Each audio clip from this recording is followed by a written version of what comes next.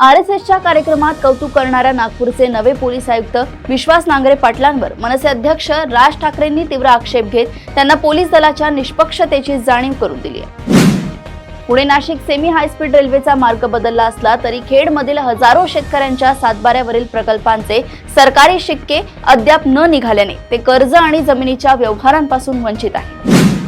नाशिकमध्ये धनुर्वात आणि घटसर्प लशीचा बूस्टर डोस घेतल्यानंतर अवघ्या काही मिनिटात 17 वर्षीय श्रावणी पाटीलचा मृत्यू झाला असून मृत्यूचे नेमके कारण व्हिसेरा अहवालानंतर समोर येईल। खेड, आंबेगाव आणि जुन्नर ऐवजी आता शिर्डी मार्गे रेल्वे जाणार असल्याने जुन्या मार्गावरील शेतकऱ्यांच्या सातबाऱ्यावरील शिक्के तातडीने हटवण्याची मागणी होत आहे। महाराष्ट्र लोकसेवा आयोगाने राज्य सेवा मुख्य परीक्षेतून वैकल्पिक विषय वगळणे आणि गट क परीक्षा संगणकाधारित घेण्यासह 3 मोठे परीक्षा सुधारणांचे निर्णय घेतले आहेत। उपमुख्यमंत्री एकनाथ शिंदे यांच्या उपस्थितीत आणि विविध नद्यांच्या पवित्र जलाने छत्रपती शिवाजी महाराजांच्या पुतळ्याला अभिषेक करून किल्ले रायगडावर तिथीनुसार शिवराज्याभिषेक सोहळा साजरा होत आहे।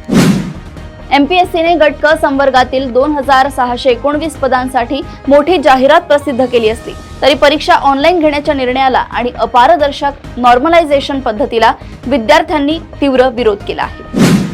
मुंबईतील मीरा रोड येथे विक्रीसाठी आलेल्या जुन्या कारची तपासणी करताना अचानक स्टेअरिंगची एअरबॅग उघडल्याने मानेला भीषण झटका लागून 25 वर्षीय व्यावसायिक मोहित सोनी यांचा जागीच मृत्यू झालाय। उपवर्गीकरण आणि क्रिमिलेअरच्या मुद्द्यावरून बौद्ध समाजाचे नुकसान केल्याचा आरोप करत विविध आंबेडकरी संघटनांनी गवई कुटुंबियांना दीक्षाभूमी स्मारक समितीतून पाय उतार होण्याचा इशारा दिलाय।